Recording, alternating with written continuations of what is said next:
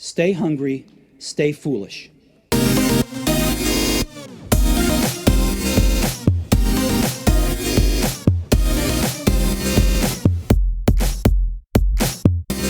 You'll get there faster if you just slow down. Today's episode offers a bit of perspective and a lot of insight for anyone seeking long-term success. Success in business is spelled M-O-R-E. Better results, faster growth, more revenue, greater efficiency. Do more, make more, achieve more. Eventually, ambition turns to stress, then turns to frenzy, then turns to emptiness, as once ambitious workers endlessly trudge the hamster wheel chasing the next promotion. While top-level performance is the holy grail of business at all levels, there is another much better way to achieve it. Slow down. Yes, you heard that right. S-L-O-W. This is your permission to jump off the hamster wheel now. Slowing down is not a luxury, it's a necessity. A frenetic brain simply doesn't perform at optimal levels. By maintaining a snail's pace, you actually achieve better results at rocket speed because you're firing on all cylinders. You'll think of new things, approach old problems from new perspectives, and breathe a fresh breath of air into everything you do. This book shows you how to achieve this state of steady, sustainable fire and how to get further by crawling than you ever did while you were attempting to fly. We welcome author of Master Your Mind, Counterintuitive Strategies to Refocus and Re-Energise Your Runaway Brain, Roger Sipe. Welcome to the show. It's awesome to be here, Aidan. I appreciate you having me on. What do you think of that beautiful intro, man? I mean, that's solid gold. Solid gold. Let's jump into it. I mentioned there the idea of slowing down. This book was catalyzed by this idea that you had a realization when you were going faster, but you realized slowing down would actually make you go faster when you were passed in a marathon by a 4.5-foot granny. It actually wasn't even a marathon, Aidan. It was just a morning run.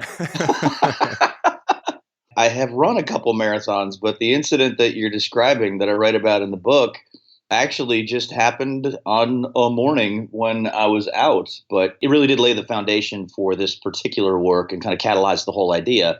Was this idea, that thing that you're talking about happened when I was in the middle of, I would call it almost like a laboratory experiment in slowing down to get faster that I didn't really realize I was even in until I was almost all the way through it. I am a runner, and I like being a physically fit person. And I had done a couple marathons. I'd been a distance runner for a while, which was a special challenge for me. I'm not really built for distance running. And so what my long term, what my pattern had been is that I would train hard and I would get faster and get better, but then I would injure myself. And I had this cycle going on for years of where I would really enjoy running and working out, and then I would be not able to do it at all for several months. And so I kind of realized, man, I've got to do something a little different here because this is just not sustainable. And so I started learning about I started learning about, as many of your listeners probably do, started learning about things like keto and about just how to use fat as fuel when you're running. Like this was all, about athletics and high performance in life. And one of the things that I came across was this whole concept of learning how to train aerobically. I'm not going to get into all of like the nerdball science of what that means, but it basically means that you do what you do, run, bike, swim, whatever you do. And you do it at a way that keeps your heart rate below what's called your aerobic threshold, where you're burning oxygen instead of sugar, you're burning fat instead of sugar to fuel your workout. Well, the thing about it is that to do it, you have to, as a runner, you have to run painfully slow. Like to keep my heart rate low enough, what I had to do is take my 8-minute mile down to literally like a 12-minute mile. And I felt like I was just embarrassed to be out running. But I was like, okay, the science backs this up and I'll give this a try. And I didn't know if it was working, I was, pretty patient with it for a couple months. And then, I had this morning where I was out for a run, trying to keep my heart rate down. So I'm, chugging along pretty slow. And I'm just getting passed by people on the trail. And Right. And I mean, I'm a competitive person, right? So when I get passed on a run, like it kind of fires me up a little bit. So the first guy runs by me and I was like, oh, that's no problem. He's like wearing a, university track team shirt. He clearly is an actual like competitive runner, 6'4", runs like a gazelle. And I was like, okay, no problem. Like that guy passing me, no problem. And then about 5 minutes later, this lovely young woman um, passes me up again. Comes from behind and just moves on past me. And I'm like, wait, God, I just got passed again. Well, okay, fit young person, probably 20 years younger than me. All right, whatever. And then about 10 minutes later, I hear footsteps behind me and I look past me and no joke, Aidan, it's a 4.5 foot grandma. She's legitimately 75 to 80 years old. And she just kind of goes running by me, pats me on the back, and goes, "You keep it up, Sonny."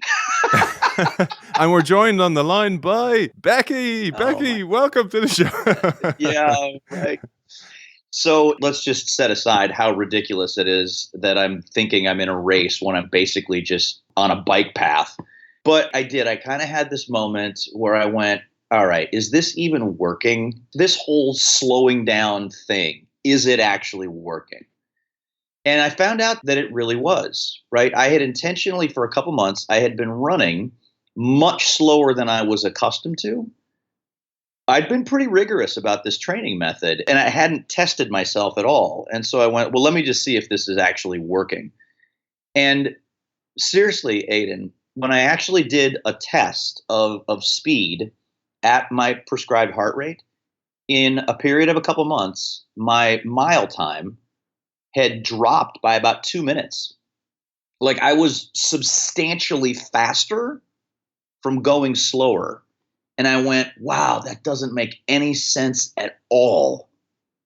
But then all of these things that I had, all these lessons that I had learned in sales and in business and mentors of mine, that had taught me about things like slowing your rate of speech down sometimes in a presentation, about, taking time out to reflect. And I went, no, this is actually a life principle.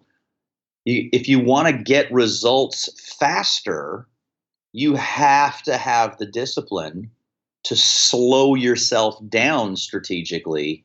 And sometimes you have to have the discipline to just stop entirely and do nothing but look around. I thought this was a great way to start the book because there's a quote by Picasso and he said that every act of creation is first an act of destruction. And why I mention that is if you think about, we finish college, we go into the workforce and that's it for many of us. But we don't learn how to learn. We don't learn how to work. We don't learn how to work effectively. We may pick up some nice little habits here or there, but mainly we pick up not so positive habits.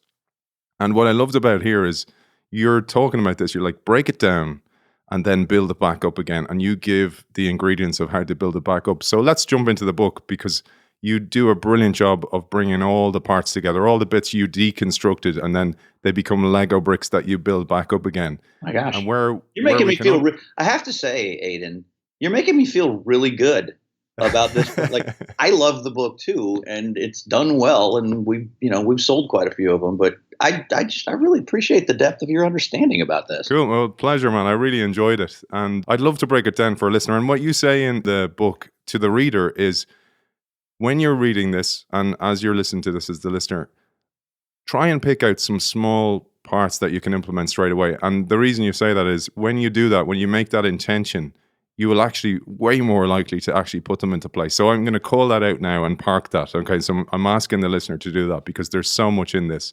But let's jump back into part one of the book where you say, let's understand ourselves a little better. Let's break down the Lego bricks, take it apart. And you talk particularly about the brain. You start with a description of what you mean by slowing down and the cure for what you call the common go. Right. So when we talk about the cure for the common go, my understanding of your listener base is these are people who are results oriented, who have careers that they are excited about, motivated about moving forward. And I would imagine that a lot of them operate in high pressure environments. And so the common response to that is that people just default to okay, I've just got to work more. I've got to put in more. If I'm going to get where I want to go, if I'm going to beat the competition, if I'm going to get the promotion, meet the quota, make the sale, whatever, I've just got to work harder. Which, you know what? That works up to a point, right? When somebody is new in their career, we work with a lot of like financial advisors, sales professionals, people who are actually in the profession of building some kind of book of business. And listen, when you're doing that at first, like if you've actually started a startup, for example, yes, there is a threshold of effort that needs to be met, right? You can't just go, I'm just going to, sit around and meditate and chant and bags of money will fall out of the sky. Like, you got to work. But once a person reaches the threshold of effort, which, typically looks like a full-time job, 40, maybe 50 hours a week. Once you're there, the math just breaks. And you can't get where you want to go by just putting in more hours, right? I mean, if you're working 40 hours, okay, sure. If you go, okay, everything else is equal, let me just double the number of hours that I work and let's go to 80. You might have an argument for, okay, that'll double my results. Except you can only do that once, because if you double it again, well, guess what? The week's only got 168 hours in it, so you just can't do it very often. And that's not actually how life works. What happens is when you just increase volume of effort, or how quote unquote hard you run, it pretty quickly the quality of your work will change and fall off a cliff. So what we found, there's this whole, everybody talks about working smarter, not harder. And so what you really have to do is you have to learn how to not just get more hours in. You have to learn to get more quality into those hours. And you see this, Aidan, probably a lot of the people that you've interviewed on this show would talk about this, but you see this with the most successful, most effective CEOs, leaders, producers, is if you talk to them and if they'll let you in a little bit, you'll see where they all have habits of literally going away on retreats for a couple days, a couple times a year. Bill Gates was famous for talking about how he would give himself a week at a time to do nothing but just think. You'll see how people have things built into their day like meditation, reflection, planning, strategizing, all things that you cannot do if you're running. You have to stop and slow down to do them. So yeah, in life and in business, it's not just about going all the time. It's about going at light speed or better in bursts that are sort of punctuated by times where a person just stops, slows down, looks around, thinks, recharges, and sort of re-energizes for another burst of lightning speed. You mentioned there Bill Gates, you mentioned highly successful people. Not all of us are like that. So you help us diagnose ourselves and you pose us some questions in the book. I'd love if you posed those questions now, just to get our audience again thinking, is this you? And where you do this in particular is to go and diagnose the runaway brain with all of us. Right. A lot of times people are like, you're talking about my runaway brain. Do I actually have a runaway brain? Most people, when I'm speaking with them or coaching them, they don't really need to ask diagnostic questions. They just kind of go, yeah, I just know my brain. I just know I do.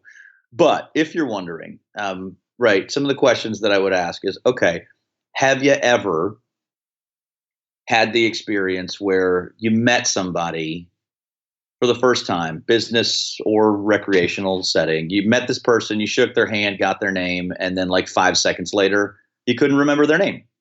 Yes, Robert. Okay, Eddie. This is only everybody has had that experience. And if you've ever had that experience, I mean, yeah, sure, it's embarrassing and it's stressful and it can be a little bit awkward. But that happens because your brain ran away for a few minutes. It just left, right? It was on something else. If you've ever had the experience where you were reading something again, business or just for pleasure, reading something, got to the end of a page, and then realized that your mind had been elsewhere and you had no idea what you'd been reading for the previous few minutes, runaway brain. And then I think that, so those things, and again, we don't need to get into all of the nerdy science on it, but like those two experiences, we talk about them all the time with our clients. The name thing and the reading thing, really all they are is just brain things. Like those two experiences are just manifestations of the same kind of wiring in your brain. And that wiring that causes the name thing and the reading thing to happen continuously for a lot of people will also create what I think is sort of the central problem. I just call it's an experience I call having that day. And it's the day where, okay, you showed up at work and you worked really, really hard all day long, or at least it felt like you worked really, really hard all day long, to the point where at the end of your business day, end of your work day, you found that you were just out of gas. You had nothing, you had no time and no energy left for the people and the things that matter most outside of work. And then, if we're going to get real honest, it's embarrassingly common for people to then have a day like that where they go, man, I feel like I worked my brains out and I'm wiped. But then they look back on what happened during that workday, and if they're honest, they have to go, the heck? Like I just spun my wheels all day. I feel like I worked my brains out, but what did I actually accomplish of any real impact?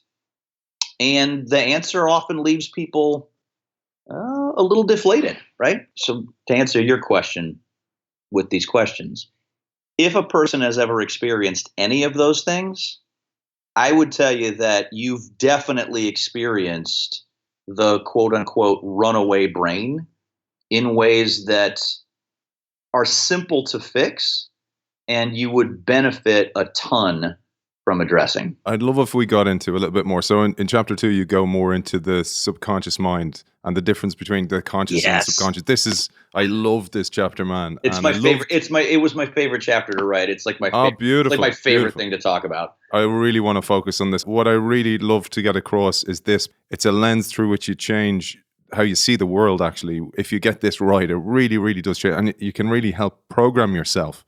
This chapter and the next chapter on the brain waves, the different brain states we go through, I'd love to really focus on that. And that seems to be your mode of excellence, which is great. So let's introduce the analogy of the ant and the elephant. I think this perfectly encapsulates it. It did for me too. And to be clear, I did not come up with this idea. I credit Vince Poscente in the book. He wrote a book. It's one of those books that takes like an hour and a half to read. Like it's just a super easy. It's actually it's almost written like it's a business fable is what it is. And it's called The Ant and the Elephant. I would recommend it for anybody who's listening to this show, but I'll give you kind of the Cliff Notes version of it. The book is basically about this ant. Like the main character in the book is an ant, and he has this experience where there's a big storm and he gets like removed. He gets blown away from his colony. So he has like this dark night of the soul where he's isolated from everything that he knows, and he's sort of reflecting on the quality of his life, and he realizes he doesn't really enjoy his life as an ant very much right now. He's like, man, I'm supposed to work hard all summer to have food in the winter, but it seems like my colony is actually kind of in a place of scarcity. Like there just isn't enough. So what happens is I'm just working all the time, and I never get to really see the fruits of it, and I'm pretty frustrated with that. And it's technically a leadership book. So this ant he's a supervisor ant in his colony.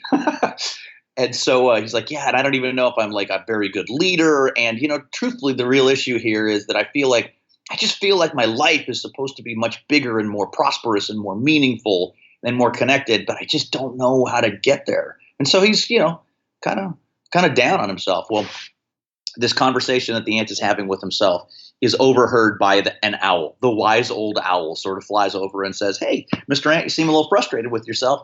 And the ant goes, yeah, I am a little frustrated. I'm a freaking little ant, and I'm supposed to, work hard all summer to have food in the winter, but it never works that way. So I'm just working all the time, and I'm frustrated with my life, and I feel like I'm supposed to have a bigger, more abundant, more prosperous, more meaningful life, but I just don't know how to get there. And the owl says, that's what I thought you were going to say. So there's some good news, and there's some bad news, and there's some good news here. And he goes, here's the good news is that you definitely can have this life that you're talking about. Like what you're talking about, this life that you've sort of been dreaming about, is in fact possible, but not where you are currently. You're going to need to get to the oasis. There's this place called the oasis. And the ant's like, the oasis? I thought that was just a myth. And the owl goes, no, it's a real place. And when you're there, there's abundant resources. There's plenty of food, and there's plenty of water, and all the other cool animals are hanging out there. So it's great for networking. And so it's, so you're going to need to get to the oasis. So the good news is that you can do that. Now here's the bad news.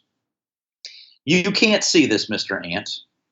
This is still the owl talking. Mr. Ant, you can't see this because of your ant's perspective, but I can see this. Your real problem is that you live on the back of an elephant, Mr. Ant. In fact, your whole colony that you've lived with for your whole life has existed on the back of an elephant. And the ant's going, whoa, okay. And so he goes, the owl says, here's the bad news. This oasis that you want to get to is not that far away.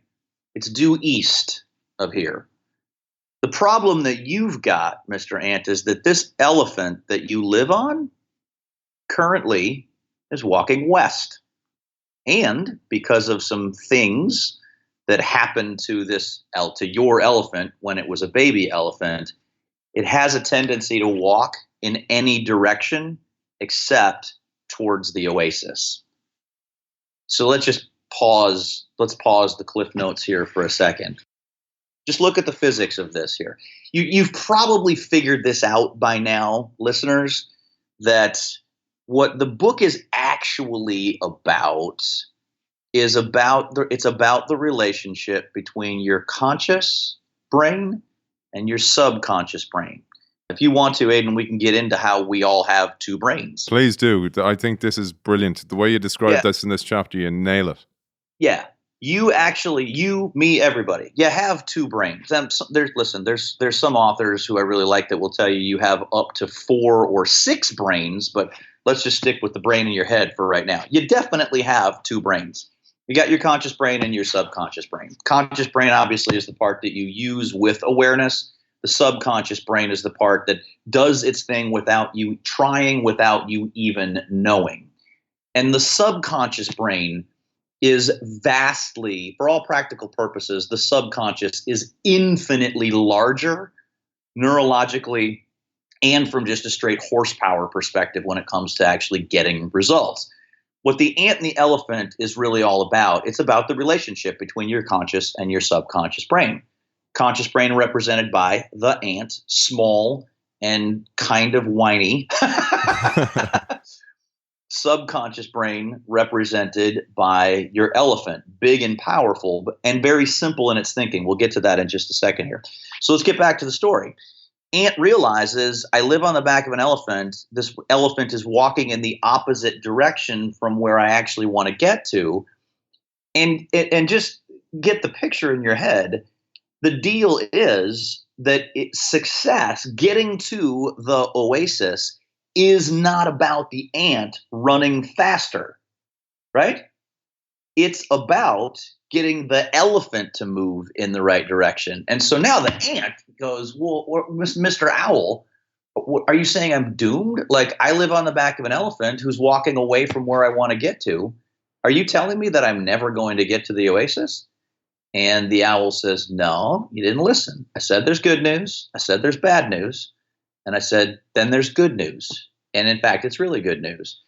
Yeah, the bad news is you live on this huge, powerful beast that's taking you away from where you want to get to. But the good news is that out of all the creatures in the jungle, Mr. Ant, ants like yourself are best equipped to talk to elephants.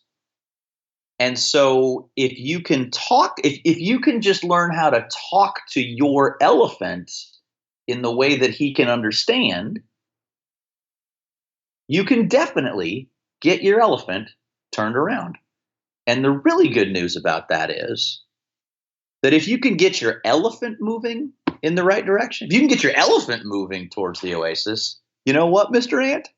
You can pretty much screw up everything else and you're still going to get there. And I love this because you describe this so well, and I'd love if you did this next exercise, because you say the language of the subconscious is pictures. So what we imagine, and this is why the ideas of vision boards and having a vision in the first place, and as you say, the clarity of vision is so important, because the subconscious is like a preschooler, doesn't understand or register the word no. So if I go, I don't want to be sick, it goes, okay, you want to be sick? I'll find ways for us to get sick.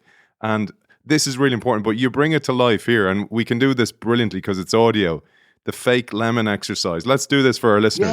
Yeah. Okay, so the background on this and the point of the exercise is that you just said it, but I want to make sure our listeners are getting this. There's a language barrier between your conscious and your subconscious brain. There's obviously a huge size difference, as we just discussed, but there's also a language difference. Your conscious brain, thinks like we think of thinking. It thinks logically, it uses reason, it understands consequences and things like if-then thinking. Your elephant is totally not like that. It's purely visual. Purely visual. All your subconscious brain does is it sees pictures and then moves towards them. If you want to think about it like an actual elephant, no joke, Aidan, what your elephant does is it receives an instruction or it sees a picture and it goes, okay, I'll go get that for you. And it gets to work on it like instantaneously. So here's what I would invite our listeners to do. This was an exercise that was, I had this, I learned this from one of my greatest mentors of all time, Ed Foreman, like 25 years ago. And I thought, wow, this is pretty cool. All right. So here's what I'd love for our listeners to do. And you can do this right now too. Even if you've done it before, it still works. So you can do it eyes open or eyes closed, but in your mind, I want you to just picture a lemon and get a good clear picture of it in your mind. What color is it? Obviously it's yellow, but really get a good picture of that lemon. See the bumpy, waxy peel and the two sort of knobby things on the end. And what I'd love for you to do is hold it in your hand and kind of feel the weight of this lemon. Now, all right, take this lemon in your mind's eye, set it down on a wooden cutting board, take a nice sharp knife and cut it in half right down the middle. And now let's look at the inside of it. You see all like the little citrus, the pie-shaped segments. They like, oh, you cut a seed in half right there. So there's like half a seed that you're looking at. It's kind of shiny. You got a little juice dripping down the back of your wrist right now. All right, take that lemon, hold it up to your nose, just smell it. Smell that good, clean, lemony, citrusy smell. All right, now what I'd like you to do in your mind's eye, open your mouth, shove that half a lemon in your mouth and just bite down on it. Taste that sour lemon juice and that bitter kind of chunky peel. Okay, exercise is now officially over. You can pause. And so it's funny to watch people do, like when I can do this with a group in person, it's funny to watch the reaction. But I would bet, Aidan, that any of our listeners that just did that, even if they did it kind of halfway, right now what they're doing is they are swallowing a mouthful of saliva because their mouth just started watering. Many of them, their face tensed up, right? Probably, you actually tasted and felt that sour lemon juice and that bit, like it scrunched up your face. And a lot of people, like their shoulders all tensed up. Do you know what I'm talking about? Yeah. Yeah. I had it even though I've done the exercise several times. Every time. You knew what was coming, and here's the reason why. It's because your elephant, your subconscious brain, literally, it sees pictures, and it will cause you to act like that picture is real, even if it's not.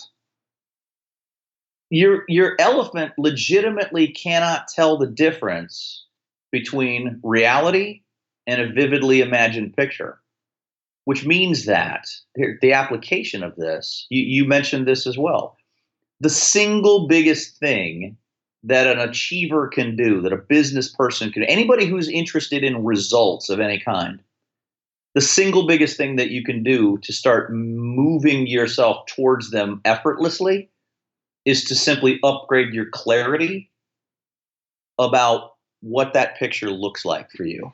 The clearer the picture in your mind of what you want and then why you want that is the biggest thing that starts moving you towards them in ways that sometimes they literally almost feel like magic. Because when your elephant perceives that picture of the first time you make six figures, or when you become a millionaire, or when your company achieves certain goals, or when you lose 20 pounds and get in the best shape of your life, when your elephant can see that picture and go, okay, I'll go get that for you. It is amazing how quickly things happen. Now, you also mentioned something. Can I just roll into the whole thing about Please do. Yeah. The whole thing about how that you mentioned about how your subconscious doesn't register the word no is key to understand. And this was mind-blowing to me when I learned it. And I have so many of my clients that are like, wow, this explains so much. Right. The third thing that you really want to know about your elephant: number one, size difference; two, thinks in pictures, it's purely visual; three, doesn't register the word no. Your elephant literally does not. It's not that it doesn't understand the word no; it just doesn't register it at all. And the example that I always use with people is, you think about a kid. You think about like a toddler. A toddler or a preschooler is probably the best example of this. You take a 3 or 4 year old kid, and if you tell that kid not to do something, Aidan, I actually don't know if you have children or not. I do. I have 2 boys, 9 and 6. And since you told me about this, I've been almost hypnotizing them at night time. It's so funny, isn't it? That's great, man. It's so good. You tell a kid of that age, you tell your 6-year-old's starting to get it probably a little bit better. But when your kids were 4 or 5, if you told that kid not to do something, what was going to happen immediately, Aidan? They'll do it. They'll do the exact thing that you just told them not to do. And I'll tell you, man, my kid, especially my youngest, was like notorious for this. And what it felt like, I'd say, hey, buddy, hey, don't run out in the street, right? He's getting ready to play outside. I say, hey, don't run out in the street. And immediately he's running out in the street. And what it felt like to me as his dad was, it felt like he was looking at me, hearing me say, don't run out in the street. It felt like he was processing that, looking me in the eyes and going, screw that, I'm going to do whatever you want to. Yeah. It felt like we were having a fight. We were not having a fight. Here's what's going on with young children. The part of the brain that governs conscious thinking, the ant part of the brain, doesn't actually start developing in a human being until around age 6 or 7. And so what that means is, Aidan, when your kids were 4 and 5, they literally didn't have an ant. They didn't have the part of the brain that can understand logic and reasoning and consequences. It just saw pictures. All little kids have is an elephant. And that elephant literally doesn't register the word no. So when I would say to my kid, hey, don't run out in the street, what his little brain perceived was, run out in the street. And then all that elephant knows how to do is go, street. Okay, I'll go get that for you. And it starts moving him towards the street like on a rope.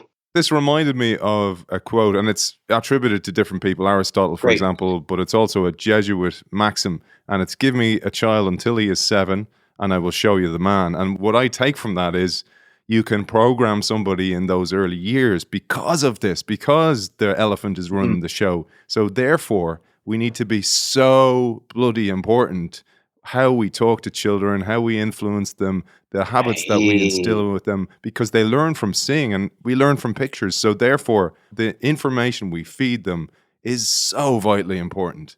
Aidan, you just helped me make this connection. Nice. Because a young child doesn't have that conscious brain, that ant, that logical part of us. Well, one of the things that the ant does is it filters information. And a kid doesn't have the filter. Right. So when you're working with a child that only has an elephant, that only has the subconscious, the input goes in unfiltered and sort of unadulterated. And so it downloads all the way. Right. This is why I've never heard that Jesuit maxim before, but it totally makes sense. Yeah, man. They want to program kids, and we had Bruce Lipton on the show before. He's the founder of the idea of epigenetics, where purpose can actually control the outcome of your life massively. And he talked massively about subconscious programming. But I just think if everybody knew how important this is, you'd be very careful what you let your kids read, what you let them watch, who you let them hang about. And this is the whole idea of, you are the sum of the people you hang around with most, because you absorb all their information. Right. For our purposes here today, I'll bring it back to adults for just a moment here. Because the deal is with kids, the way that you turn that around, go back to what we were talking about before about how when you tell a kid not to do something, they're going to do it because that's all their brain knows how to do. The reason that I think for your listeners, Aidan, the reason that we're even talking about kids this much is because as hotshot business people, we're actually not that much different from a 4-year-old kid.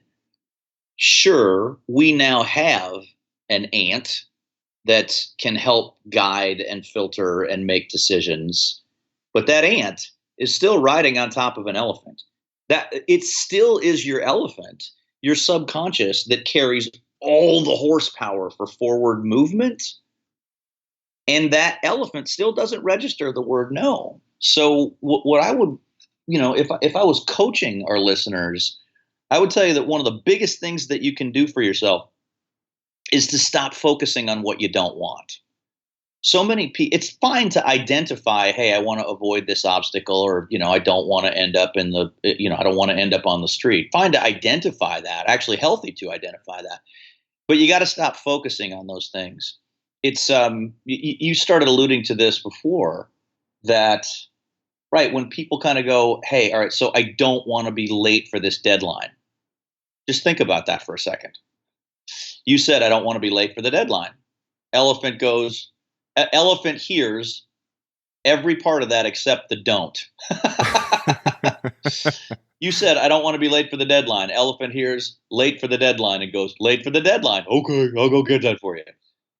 Somebody goes, I don't want to be broke. Elephant hears, I want to be broke, and goes, broke. Okay, I'll go get that for you. Yeah, I guess maybe to put this part to bed, one of maybe the last thing that you want to understand about this elephant is that, and I don't even really write about this in the book very much, but it's important to understand that your subconscious doesn't judge the pictures. It doesn't evaluate the pictures that it sees or the instructions that it receives. It just acts upon them. It doesn't know, and fundamentally, your subconscious just doesn't even think about, is this actually where I want to go? It just sees the picture and goes towards it, right? And it'll do whatever you tell it to do. So be careful. Give your kids positive instructions. I found that it worked way better when I started telling my kid what to do instead of what not to do. And our coaching clients are the same way. Make sure you're focusing your mind on what you want instead of what you don't want. Just stop worrying about stuff so much. There's another maxim, actually, which you may have heard, is worrying is praying for what you do not want.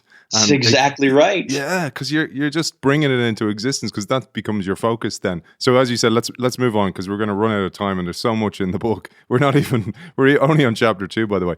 The next idea reminded me of how to replace habits that do not serve us.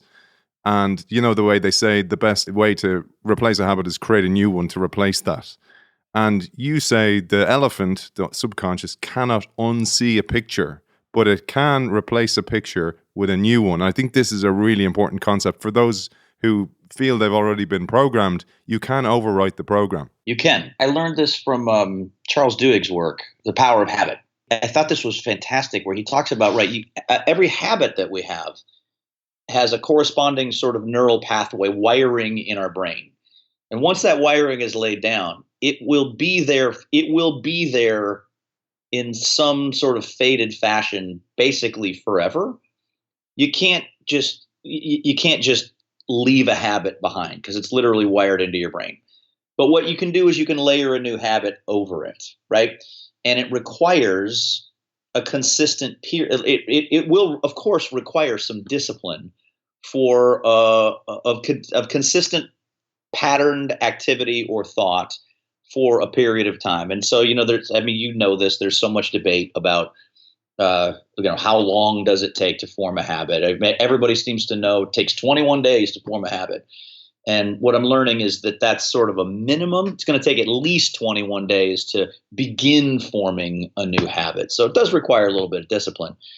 But the easiest way and the fastest way to do it to kind of establish a new program in practical terms, I've found is to, number one, make sure that you understand how your brain actually operates, and especially at certain times of the day. So yeah, you wanted me to kind of talk a little bit about what's in the second chapter about brainwave patterns. And if people know this, great, this will be a good review. But this is probably the piece of our work that blows people's minds the most when you start learning about how, okay, your brain actually slows down, and slowing down when your brain is in its slower states is actually where it allows you to get results the fastest, right? So, right, I'll introduce our listeners to what I call the fraternity of beta, alpha, theta, delta. So if you study what are called brain wave patterns, and by the way, brain waves, this is not like psychobabble mumbo jumbo. Your brain is actually both a transmitter and a receiver of electromagnetic vibration. Right. So when you hear all the hippy dippy woo woo people talk about, the law of attraction and, your vibrational state, I shouldn't even sound like I'm making fun of it or being you've sarcastic. dissed about 5 shows we've done. No, No, I don't. I know you're listen. not. You're very supportive of it. I know. I'm extremely supportive of it. In fact, if you read the book, you understand that I'm actually kind of making fun of the people who diss that. Right, because people sometimes have this tendency to go, oh, hippy dippy, touchy feely, woo woo, don't talk to me about the law of attraction, and oh, I'm vibing. But that stuff is real, man. Your brain is legitimately a transmitter and receiver of electromagnetic vibration. It operates just like a radio, right? Like when you tune your radio into a certain frequency of gigahertz or megahertz or whatever the hertz it is, you get different outputs, right? You turn your FM radio to one station, you get country music. Move it over to another station, you dial into a different frequency, you get hip hop. And your brain's the same way. At different frequencies, it does different things, right? So kind of in order from, highest and fastest vibration to lowest, I'll just give the quick version of it here. When your brain is vibrating at its highest and fastest rate, those are what's called beta brain waves. This is how you run through most of your day. It's the highest frequency but lowest amplitude brain waves. When your brain is in a predominantly beta state, it's, like I said, there's not a whole lot of training that we need to do about it because this is just how you sort of move through your day. It's associated with alertness, with being awake. It's known as the highest arousal state. So you feel the most like alert, awake, and energetic when you've got beta waves going on. And that's great. You spend the majority of your waking hours in the beta brainwave state. So let's drop down a level and talk about the alpha brainwave state. If you looked at it on a graph, what you would see is that the beta brainwave pattern is slower, it's lower frequency, but it's higher amplitude. Each wave is sort of stronger, carries more force behind it. You'll find that your brain is going to naturally transition through a predominantly alpha brainwave pattern 2 times per day. It's going to happen within roughly the first 15 to 30 minutes that you're awake in the morning. And then it's going to happen again as you're winding down to go to sleep at night. The key indicator, Aidan, that you're experiencing an alpha pattern is that you're deeply relaxed, right? More so than just like your normal state of relaxation. When you're getting up in the morning and you're out of bed, but you're not like quite all there yet. Mm-hmm. You know what I mean? Yeah. Right. You're still your joints are still maybe a little bit creaky. Your brain's still a little, you're still in the waking up process. And the neat thing about the alpha, when you're in that state, is that the alpha brainwave pattern is strongly associated with learning and memory and recall. Like you remember stuff better and recall stuff better when your brain is in an alpha state, when you're more relaxed. In our memory training workshops that we've taught for 20 years, one of the biggest things that we teach is that stress is the number one killer of your memory. Because stress, what it does is it speeds up your heart rate, speeds up your brain waves. And when your brain waves get too fast, it makes it much harder to remember stuff, right? Like if you've ever go back to the thing about remembering people's names. I mean, if you've ever been in the spot, not the spot where you met somebody and then 5 seconds later you can't remember their name, but if you've ever been in the spot where you like bumped into somebody in the grocery store and you knew that you knew them and they were going, "Hey, Aidan, nice to see you." And you're going, "Hey, big guy." Yeah. Stop telling everybody my secrets. I call everybody big guy. And if you've ever been in that spot where you're like having this you're having this nice polite conversation with this person. Hey, how's the family? How's work? Et cetera, et cetera. How's that thing going? But the whole time you're talking to them, your brain is like going a million miles an hour going, what's his name? What's his name? What's his name? Who the heck am I talking to here? Well, if you can kind of make like almost a little experiment out of this, because what'll typically happen there is that you won't remember the person's name while they're standing in front of you, but you will remember it later, right? Like it'll come to you as soon as they leave, or like, maybe like as you're falling asleep that night, sometime after the incident.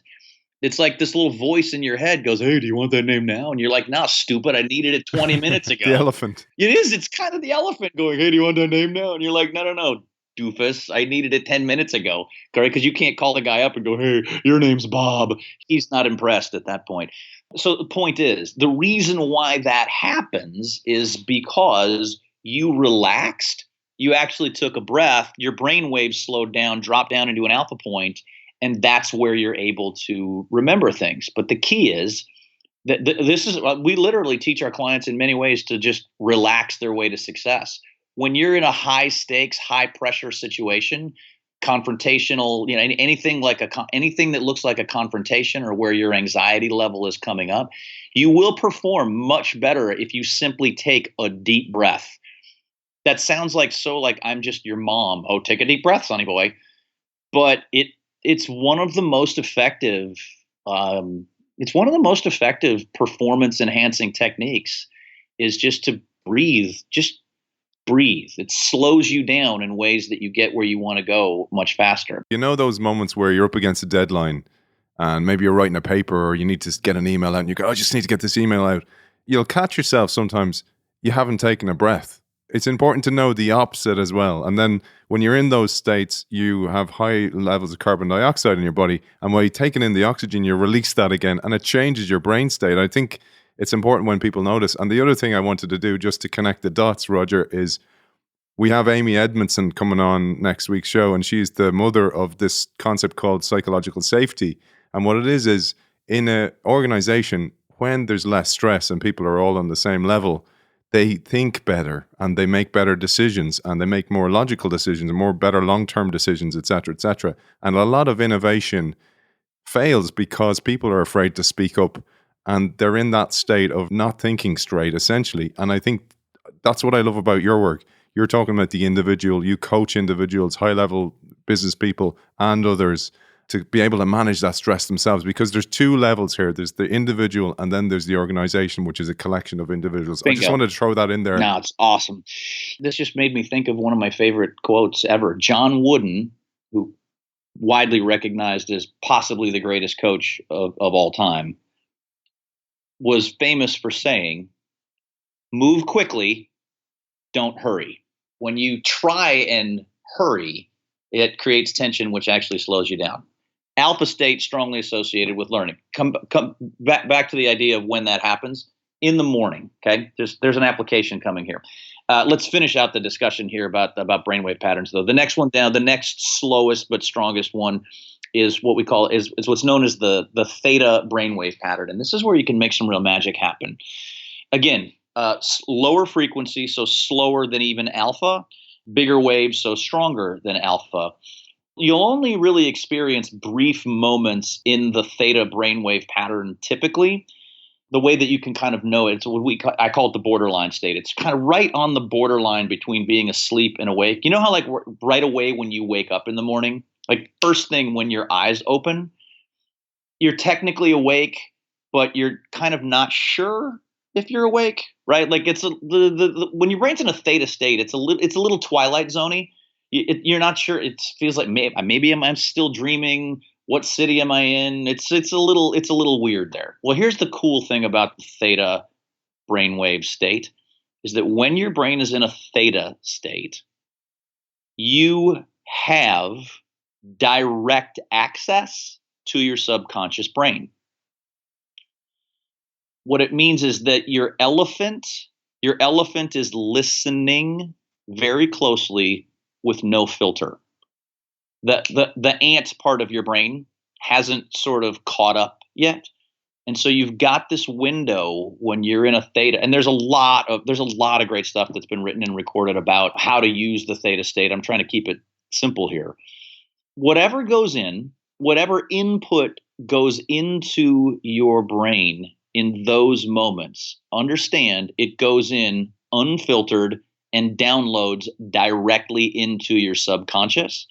You will carry that input with you all day long, whether you want to or not. And so this is why you hear so much talk and so many of the gurus and high performance people have systems that they teach and implement for winning their morning. The reason why, and I don't care who you talk to, you read The Miracle Morning or you listen to Tim Ferriss or whoever it is that you want to listen to that's about high performance, they're all going to talk to you about winning your morning, starting your day off right. It's because the first couple minutes of your day, you'll have that window where you're in theta. It's typically only the first like 30 seconds to maybe couple minutes that you're awake in the morning. And then it happens again for a few seconds while you're falling asleep at night. And you can influence those moments. And if you can influence those moments, your brain works on autopilot all day long, which is why I have this. Some people think this is super just corny and weird, but I've developed this habit. It was drilled into my head in my first sales job. Wake up in the morning, and as soon as your eyes pop open, I say, this is going to be a great day. And I think this is important. You say this in the book as well. It's so important because when we wake up, we're usually going, oh, now I'll snooze. And then you start thinking about the problems of the day ahead, or the flip side, because you say win the morning, but win the night as well, win the evening. Because again, you're back in that brain wave and you're programming yourself going, we're worrying about the things that you did today, the mistakes you made, perhaps all the worries and woes that you have, rather than actually focus on the visions that you have and the clarity of purpose that you have. But first you have to do that work. So I just want to throw that in because we're going to run out of time, but I want to get our listeners to get the most out of this possible. Yeah. Start and finish your day. Like if people are going, okay, what do I do with this? Roger, my life is such that, I work an insane number of hours and I'm okay with that. I legitimately only have like 5 seconds a day to make my life better.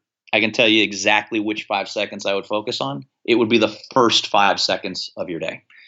And if you can just simply declare, if you can develop the discipline or some kind of system to wake up in the morning and actually say or at least think something good and positive, you'll carry it with you all day long.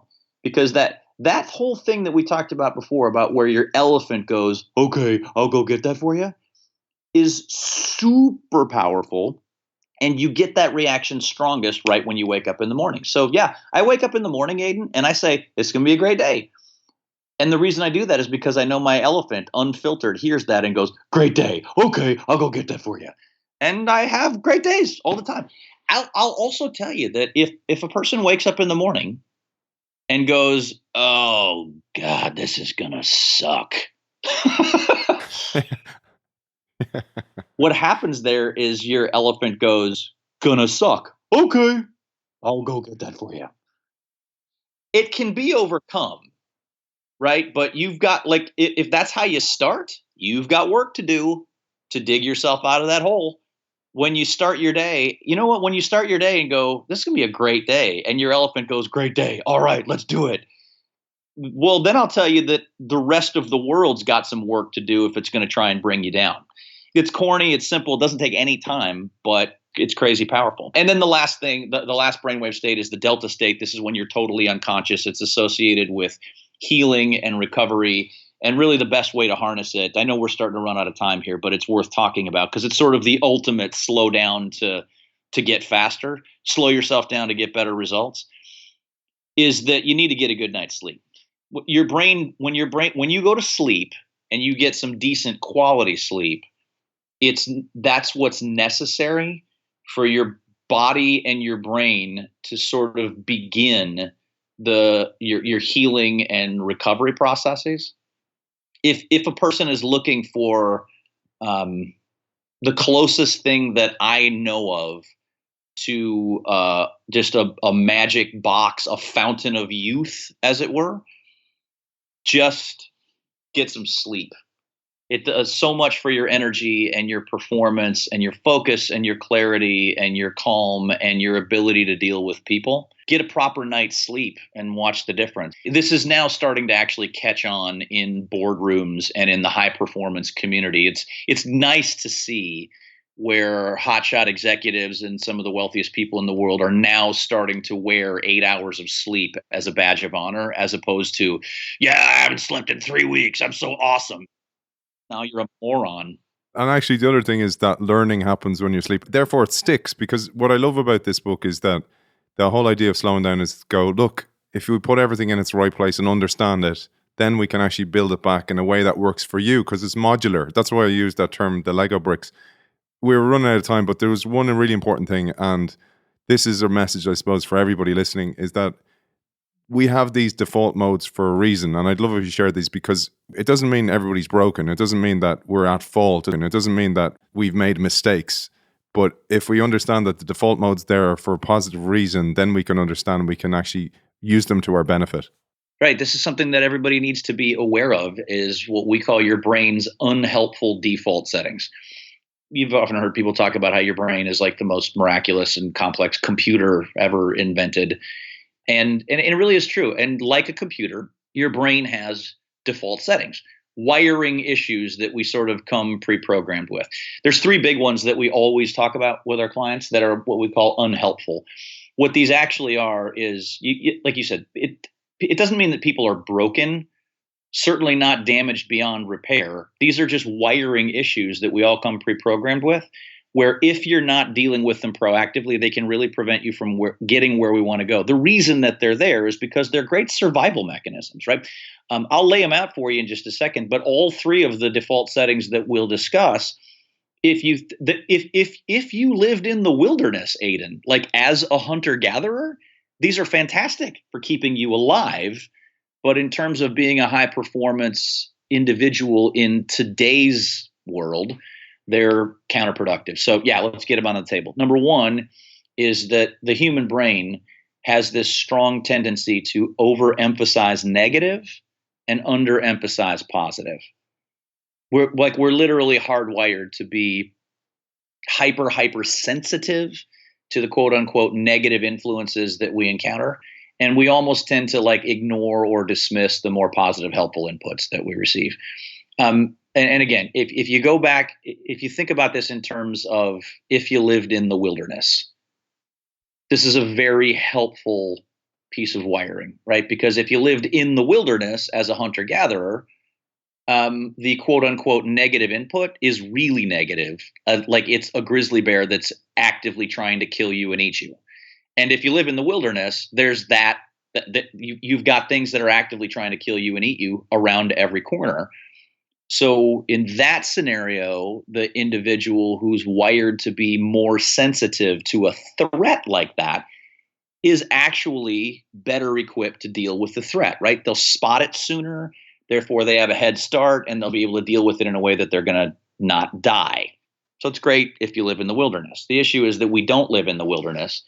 We live in cubicles and offices and boardrooms and hotels and homes. And we just don't live in that level of a hostile environment anymore. And so this wiring can sort of turn on us, and it can create a bunch of dynamics that will really drain your energy. It creates cultures of negativity. It creates constant worry that's counterproductive. It causes problems, right? So that's number one. Is we've got this default setting where we overemphasize negative and underemphasize positive. The second one, and this one drives people crazy, is we have this tendency, your brain is easily consumed with the urgent matter at the expense of the important matter. Easily consumed with the urgent at the expense of the important. I think most of your listeners, I'm sure, have this vocabulary of, urgent versus important.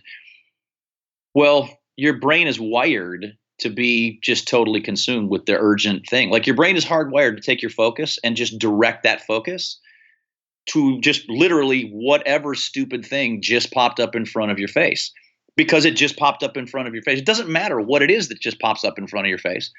It also doesn't matter how critically important what you were previously doing is. Whatever just popped up in front of your face, squirrel, that's what's going to get your attention, right? And again, if you lived in the wilderness, that's helpful, because if you are in the situation where a grizzly bear wants to eat you, I promise the grizzly bear wants to eat you now, right? He's not sending you out, right? He's not sending you a calendar invite to come eat you next week.